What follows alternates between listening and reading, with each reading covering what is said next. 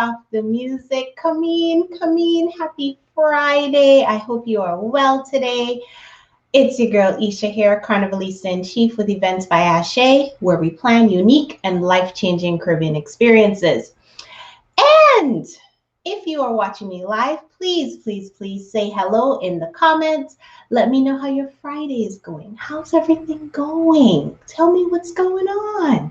And if you're watching this on YouTube and it's your first time in alignment with me, please give this video a thumbs up and subscribe to our channel for more videos like this about travel, about food, about getting your life together and Caribbean carnival culture.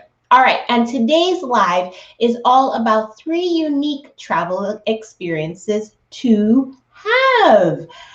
And I'm actually really excited to talk about this topic. I know that there are many of us who are feeling safe enough to travel. There are also many of us who are not feeling quite as safe to travel just yet. But either way, now is the time to plan. I've been working on a lot of private client retreats, and I'm seeing the availabilities get scarce. I mean, seriously, especially with many properties operating at reduced capacity. You know, they just don't have as many rooms to go around. So the demand is definitely getting up there. The Caribbean especially is on track to have its highest low season ever. Because the summertime is usually low season in many countries in the Caribbean, if not all of the Caribbean. High season is January, Christmas time around to April every single year. So it is usually low season in the Caribbean right now, and they are on track to have their best low season ever.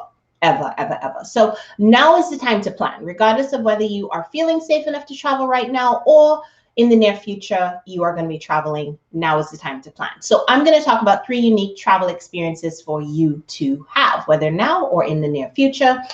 And before I get into that, 2 things. The first one is I may be interrupted because someone is coming by to pick something up, and I have the feeling they are going to come in the middle of my live today. So that's the first thing. The second thing is, let's get into an Isha fact. And today's Isha fact is, I have had my hair natural since 2000, which is over 20 years ago. I'm a natural curly girl. Yes. And I have a little new do going on today, my little fro hawk.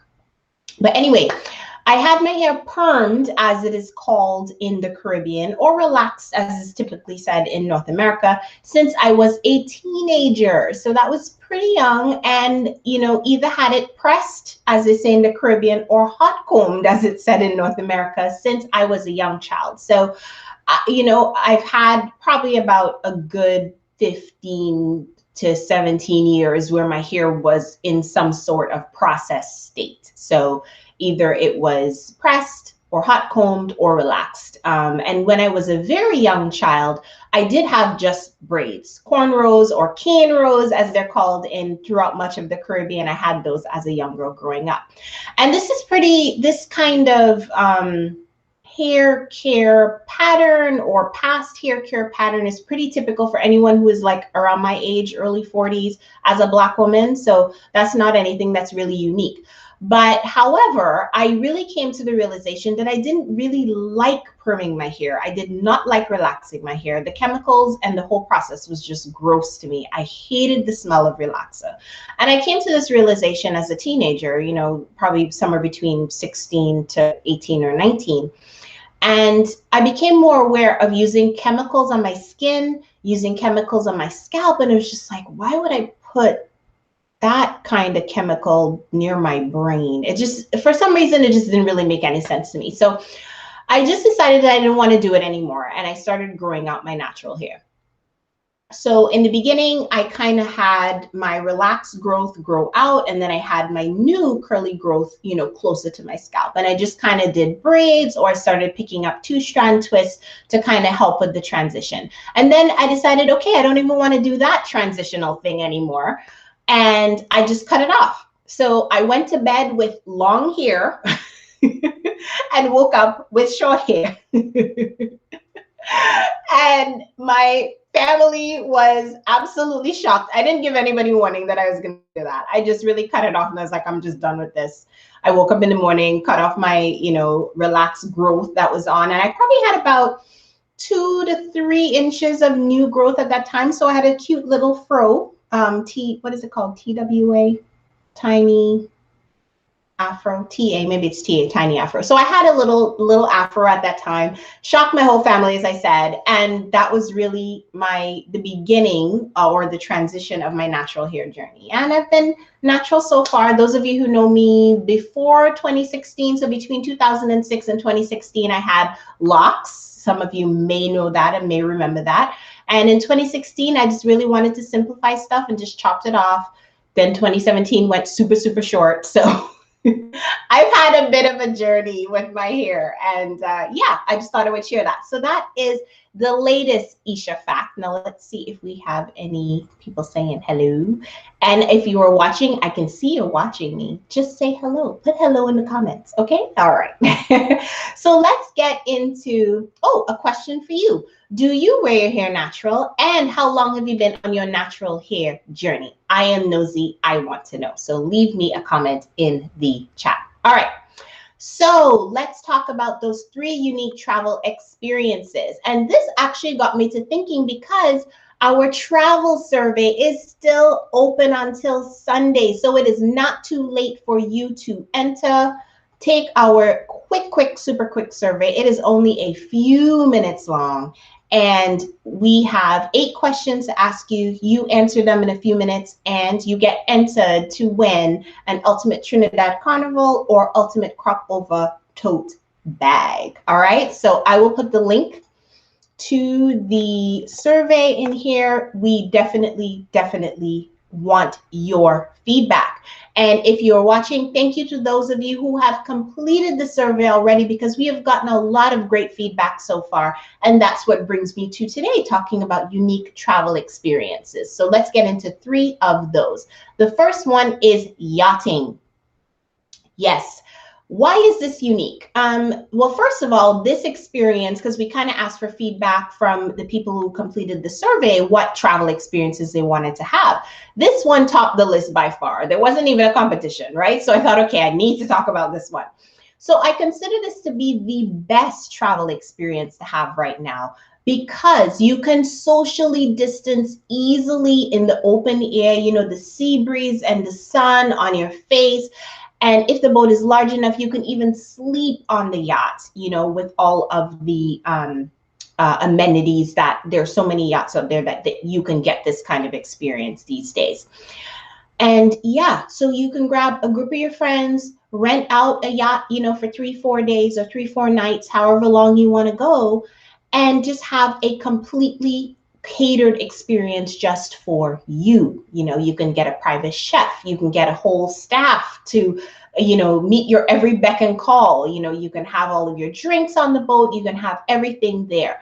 Now, there are a couple of locations in the Caribbean that are especially wonderful for this, because they are located in groups of islands. So you're not only going to be on a yacht, you have different locations that you can kind of stop, maybe one a different day, and they're super close, super easy to get to, so you're not bored. You know, you can go see different things. So the 2 islands are the Virgin Islands, or the 2 groups of islands, I would say, are definitely the Virgin Islands. So there's US Virgin Islands and the British Virgin Islands. Those 2 are great for yachting options, and they are groups of islands. So you can definitely see different things during your yachting experience. All right, so that's number 1, yachting. Number 2 is visit a private island. So I love this one. Okay, I just love the whole concept of having a whole island just to myself, you know, with maybe some of my friends, and it's just us, and we just, you know, bruck out Caribbean style and just have a great time. And you don't have to worry about bothering other people, because my people get loud. Okay, my family is loud, and we just need room. Okay, if you cannot take the noise, just don't visit. Don't come see us. Don't stay next to us, because my family is loud. All right, so I just really like that idea. So the private island option is a great option for large groups. So if you have a group of, say, 20 and higher, getting a whole private island is not that hard. definitely easy for you all to do and can make it more affordable the more people that you have. So there are islands where you can rent the entire one, as I said, just for your group. They will most likely have, some have private villa accommodation, so like the over the water bungalows, and there are some that have a combination of beachfront properties and over the water bungalows. On-site restaurants again, so you pretty much have the reign of the island. All of the activities is just going to be you and your group. The whole restaurant, it's you and your group. So I just really, really highly recommend that unique experience for larger groups. It'll be easy to socially distance, and then you can still hang out with your peeps in paradise, right? And who doesn't want that? So top locations to check out in the Caribbean, you definitely want to check out Belize, the Key Islands, and Key is spelled K-C-A-Y, sorry, E. The K Islands in Belize have some private island rental options where you can get the run of the island for just your group. And then if you can afford it, why not try Necker Island, which is Sir Richard Branson's private island. And as I say, if you can afford it, because it's not cheap, but it is an awesome experience. All right, so that is experience number 2. And if any of these are sounding good to you, definitely type in the comments and tell me, yes, I want to go, or raise hand emoji or something. So the third and the last one that I'm going to mention today is glamping. And why is glamping on the list, you might ask? So this one, I'm not a camping girl. Okay, I'm going to say that first. And let me just explain. So glamping is glamorous camping. Okay, I'm not a camping girl. Those of you who know me, I'm a little bit bougie. So, the whole tent in the woods, kind of thing is just not my ideal vacation, right? However, there is glamping. Okay, so I recently learned more about glamping and different sites that offer glamping in the US and in Canada. There's actually a company that was based in France. They had locations in Canada and in the northeastern US that I researched. And all of this research was for planning an entrepreneur's retreat for a client. And it was a really fun project, I really think glamping, if you're thinking about traveling 3 to 6 months from today, then glamping will be fantastic for you and a group of girls in the fall. And if you can just imagine being surrounded by the fall colors in comfort.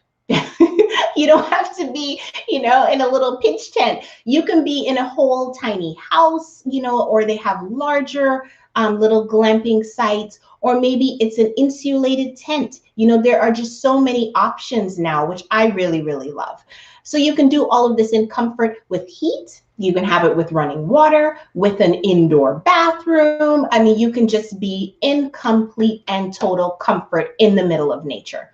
And you can find all of that in glamping. Okay, now timing is key. If you wanted to time a fall getaway, with you and a few of your girls, or you and maybe your family, or maybe just you and Bay, and you guys wanted to go hang out, timing is going to be key, especially in the northeastern or the eastern seaboard of the US, which is usually where fall colors are best. You definitely want to do this from early October to early November, because you don't want to miss the fall colors completely, but it just depends on which part of the US to get the real peak color, to get all of the beautiful, beautiful color that you want to see. For the research that I did for my clients, early October was good for Maine, especially Vermont. Some areas of upstate New York were really, really good that time of year. And there are some fantastic glamping sites that are pretty affordable. It kind of ranges from being really affordable to more pricey, like especially in New York. I forget what the property is called, but there is a glamping site on Governor's Island, which is, across across the water from Manhattan. So if you wanted to do something like that, there are many, many options, and glamping is a really cool thing and unique thing to do. And again, easily socially distancing. You can have outdoor activities with your crew and still have fun with them.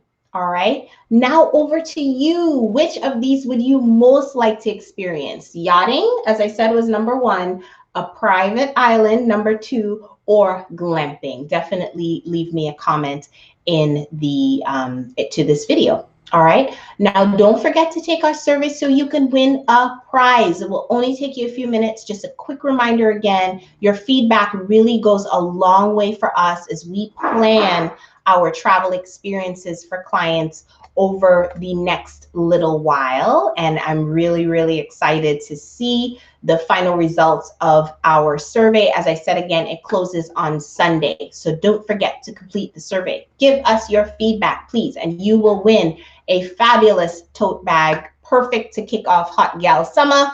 And we got you. We got you. All right. So as always, thanks for watching. Again, if you're watching this on YouTube, please give this video a thumbs up and subscribe to our channel. And I think I have come to the end here. I don't see any comments. That's okay. I know you're shy today. It's okay. Next time, say hello. All right. I gone. That's it. So let's play some music and I will dance you out of here. Here we go.